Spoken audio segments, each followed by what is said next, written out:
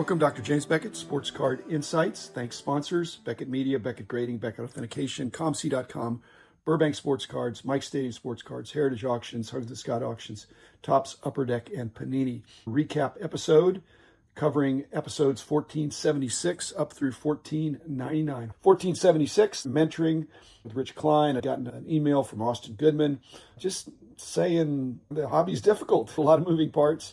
Is there any way to get assistance? Not necessarily classes. Are there mentor and apprentice type things? Or is the only way you can do it is just to make your own mistakes? I obviously prefer to learn from other people's mistakes, and I'm hoping that in my podcast I can share some best practices. So hopefully that's helpful to you, Austin, and to others. And Rich, always a pleasure working with him, trying to help grow the hobby. 1477, outtakes on the... Shocking at the time, I think it's sunk in now, that Collectors, the parent of PSA, has acquired the Beckett brands, the publications, the grading, the marketplace, the online price guide, the authentication, all the things they're doing. And that's 2 months in a row, November and December, I've been front and center on Hobby Hotline, on the hot seat for people to get my take. But that's one of the reasons I'm on Hobby Hotline, not to be the spotlight, but to be part of the discussion. I always appreciate that. You should listen to the episodes in their entirety when they come out. It's a live show, not scripted at all. 1478 was the end of the year EOI observations, and I didn't go back and see what were my goals for 2025, but I did indicate at the beginning that I do want to keep going. The podcast world has changed since I started. There's a lot of competition out there, but I have a unique voice, and some of the things are going to be spot on, and others I may strike a nerve, and having somebody disagree or misinterpret, it's not the end of the world. I do appreciate your interest and your support. 1479 was Dan Bliss, front row shows. As you all know, I'm a big fan of Kyle Robertson and the Dallas card shows that he does. But Dan Bliss has started out in the West Coast doing a great job, coming on strong. And you can see he's got, as Kyle does, a hobby-centric and dealer-centric attitude. It's got to work for the customers. It's got to work for the dealers. So he's obviously doing a lot of things right. 1481 was the 7 friendly rebuttals. I'm a regular listener to Jeremy Lee's Sports Card Live, and sometimes things come up there. Because I'm listening in podcast form the next week, it's too late for me to rebut or augment conversations that are going on then. Again, they're live time, but when I have the benefit of reflecting, I'm thinking, if I would have been there, here's what I would have said. So I thought, well, I'll just say it. I'm going to try to say it in a friendly way. I'm not angry at anybody. There's things I have firsthand knowledge about that I can share. Sometimes I just have a different opinion. I'm trying to be friendly about it. I'm not trolling anybody, but I had 7 things that had come up that I thought were worth addressing. So I think people liked that. Even Jeremy Lee liked it. 1482 was the Hobby Spectrum Hybrid, which is my classification in Jeremy's new hobby assessment of how people hobby. It made a lot of sense. I explained how I had difficulty answering the questions, and he's evolving the questions even now, but I don't know that I need to take it again. He allows people to take it once a month. It's a free tool. I think it's very helpful to give words to your hobby experience. And it doesn't perfectly fit me, but I probably am very perfectly a hybrid at this point. I've been more on the business side, obviously, and I've certainly started out way on the collector side, of not concerned at all about the value. One of the other reasons I did that episode is because I just feel it's good to explain how I hobby and how my journey, like Chris Sewell, the collector, investor, dealer, in that order, in that sequence. I've had a sequence, and I think hybrid is pretty descriptive at this point. But most of the questions about what are you looking for and what are your hobby goals, again, don't hate me, but my goal is to have less cards each year. And so I'm consolidating by subtraction. I'm shrinking what I have in order to give more emphasis to what I do have. Both those 2 episodes, 1481 and 82, were working off content creation from Jeremy Lee, who I think is outstanding. In 1481, I talked about the monopolies, good and bad, not all bad, but frequently bad. I'll admit that. And market manipulation topics, again, not so much friend to friend. I believe it's tactical, and that includes shill bidding, which is illegal, and you're messing up the hobby experience for others. So Jeremy and I agree on that, but we disagreed a little bit on the variability and inconsistencies within the grading processes. He's closer than most, but I was a founder of BGS, and now I'm in the PSA family, which doesn't mean I've drank the Kool-Aid, but I know that expert graders look at it one way and non-expert graders look at it a different way. So I'm just giving my perspective from my experience. And also, I've got a couple of auction sponsors, and I know how they conduct their business, and I have great confidence in them.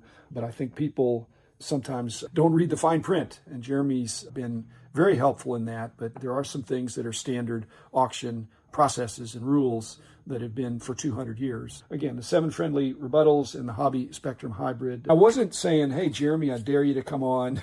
He wasn't doing the same thing. He's a friend, and we converse off and on here.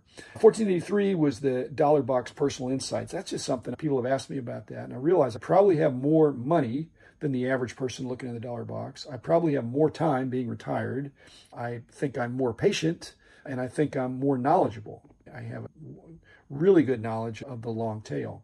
And I believe it is therapeutic for me. When guys older than me and younger than me are getting Alzheimer's and dementia and things like that, this is a way for me to stay sharp. I'm not just wandering around aimlessly looking for some card on my want list. I am aggressively pursuing what I think are good deals right now in the dollar boxes. I've got to be quick and I've got to be sharp. And the day I'm not quick and I'm not sharp will be a good indication for me that I need to ride off into the sunset or get some medication. So I don't mean to make light about that, but it's part of the way I hobby. And it's been terrific to look through cards and see cards I've never seen before and be able to buy them and not worry about breaking any bank. You're not going to make a lot of money, but I definitely don't lose money. 1484, the facial recognition, just thinking about the future. The technology is available and ready, but it's politically not going to be accepted for a while. I've mentioned I do have some Ray-Ban Metas that do some things from the glasses. They do turn into sunglasses if you go outside, but inside they've got video recording and I can listen to podcasts projected into my ear from the side of the glasses side. Cool product. But facial recognition, the next generations of those, nobody's going to need a name tag. Again, if it was done right, you'd walk up to somebody and there'd be a Q in the upper right corner of your lens that said, that is Jeremy Lee, which I would know because he's tall and noticeable hairstyle. 1485 were outtakes on the Hobby Hotline from the January episode, mostly talking about the Baseball Hall of Fame. There's always a connection between the sport and the cards for the sport. 1486, because there was too much in that Hobby Hotline to get in one, I'll kind of break it into 15. I'll sometimes go to 20 minutes. But that was the end part of that Hobby Hotline, talked about the eBay, the AI return scam that people were trying. And I think that's been nipped in the bud, but it just shows it's buyer beware and seller beware in this industry. When there's an opportunity to make a buck, and I've said, be careful what you pray for. When we're in a bull market, we're going to have these scam things coming up. When the scam artists completely leave, it's because they don't think there's any money here, and that actually is a worse thing. But we've got to be vigilant, and we've got to let each other know when bad things happen. We've got to identify the bad guys, identify how they're doing it, and to me, that's the best insurance policy, to communicate and hobby together. 1487 and 1488, I'll just do those together. Those were not necessarily rebuttals, but Jeremy and I were talking, and I said, listen to these episodes that I've got, which had been the week before, and let's get on and talk about those. It was amicable. He's very excited about his Hobby Spectrum assessment, and I am too. I have high hopes for that, and he's got vision for how that could grow even further. So we weren't really rebutting that. I want to give airtime to things that are good. Occasionally I'm going to talk about something negative, but that is not one of them. The 7 friendly rebuttals response, I thought we'd have a good back and forth. I think a lot of it, when I disagree with somebody, frequently it's definition. If we could agree on the definitions and agree on the perspective, because saying something's good for the hobby, does that mean it's good for collectors and dealers and card companies and promoters and grading companies and all that stuff? So if you clarify it, I think generally I get on the same page with people who care about the whole hobby. 1489 was the Racing Card Hall of Fame with Logan. Val Mars had a conflict, but I love being on with those guys because I love to learn. And so I gave them my perspective, and I don't think I'm typical, but I've been a serious collector of NASCAR and other kinds of racing cards. The Ramblings, 1490 and 91. I didn't know what to call them. I was talking about repacks and breaks and probably the definition of knowledge. We say you ought to have knowledge, you ought to learn, you ought to have education, but what does that mean? And same thing with ethics. There's ethics, but people mean different things. Lastly, I started talking about the coming of prediction markets, which is another buyer and seller beware. That it's another way for some potential manipulation. That part I don't like, so I hope it'll be, if not regulated, policed. You can regulate something in advance, and you can prosecute something for the criminal behavior. Let's have a good, solid deterrent there. 1491, the main thing I remember about that was trying to sell my dad's stamp collection. I'd gotten his card collection, and probably around that same time, he had been collecting some stamps, and his brother, and maybe even his dad, my grandfather. But that was bittersweet. I know how to sell a card collection. I know how to buy a card collection. It's selling a stamp collection, a whole nother story. It didn't make me angry. It made me sad. Also got into the idea of consolidation, which when I'm consolidating, it's not what other people mean. I'm consolidating things to sell, but not so I can buy something else. And lastly, I opened up some Panini and Upper Deck boxes and always delight in that. Again, that's educational and the lifeblood of the hobby, new boxes. And some are more expensive than others, but there's different price points. And there's goodies in there commensurate with the price. I always hope that and always think that. It's just that the value proposition financially is generally not break even. There better be a lot of enjoyment and some education, and the lottery aspect is a big part of it. You might get the case hit. And then the age-old question of which is more important for card values. Is it the popularity of the player or the performance of the player? Obviously, it's both, but that's an age-old question. 1492, Julien Chiron, my friend from France, and he's a journalist, and he's working on another book. And we're having a conversation in second language for him, and he's got a passion for the hobby. So really enjoyed that. I look forward to getting his book when it comes out and enjoying that. 1493, the second part of my conversation with Logan about liquidity. And again, definitions. Liquidity means different things, probably in different sports. And the NASCAR collectors are a lot like the hockey collectors. When they buy a card, frequently it's for their own collection, and it's not to be flipped. Not that there aren't some flippers there, but there probably are less there. And consequently, you've got less chance for market manipulation, I think. The prices aren't quite as high, and the army of shill people out there that work together, not necessarily as buddies, but are all trying to move the market up, I think they're looking for a different kind of liquidity. Hall of Fame card ballot with Ray Fonio and Bart and Scott. Did a couple episodes on that. Applaud what those guys are doing. And we'll see. One of these times I'll nail it, but I'm old guard and I love vintage more. And so I tried to balance my voting toward some newer cards as well. 1496, again, not gigging Geoff Wilson, but he's a prominent content creator, and he had an episode about 12 mistakes he had made last year. And I thought he's being hard on himself. He's figured out the algorithms for attracting followers, and it's put out good content, but he's got some good teasers as well, which is part of it. I really don't do that. I'm just putting things out there. But when I listened to his episode, I thought he's being a little hard on himself. And so maybe I can go back through that and relate, because I've made mistakes too. But many of those, I think for him, for me, for many people that are really into the hobby, they're minor mistakes. There may be mistakes of passion, that he's too big a fan for the Florida Gators and the Atlanta teams. And we all could be guilty of that. And to some degree, that's not so bad, that we have some balance there. He has comments about taking chips off the table, about FOMO. Again, it's not that I disagree. I just think that it's his point of view. And then frankly, and again, not a mistake, but he is admitting the sunk cost fallacy.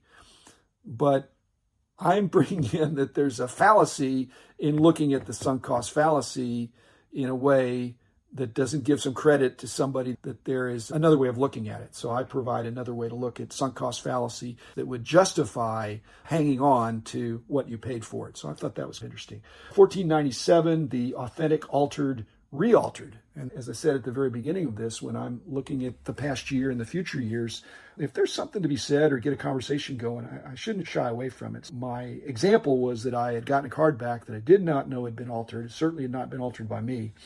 Then it was slabbed in an altered holder, and I don't know what's going on here. That can't be right. The ethical issue, is it okay for me to crack it out and alter it a little bit more to square off that corner?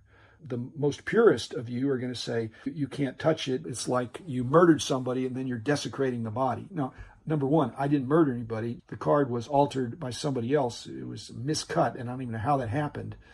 It's a little tricky, and like I said, the bigger issue, we could be looking at a lot more authentic and altered cards out there in the future if more and more people are trying to doctor cards and they get into authentic holders because of the alterations. Then again, they're going to look great. In fact, when something is altered, it looks better. It has better eye appeal. So it's the crash with the eye appeal. 1498 was the top 75th anniversary, 75 greatest cards that I was on the panel, distinguished panel, and I really enjoyed that and discussed that with Rich. And the panel tried to have one voice, but we did not have unanimity. But it's one person, one vote.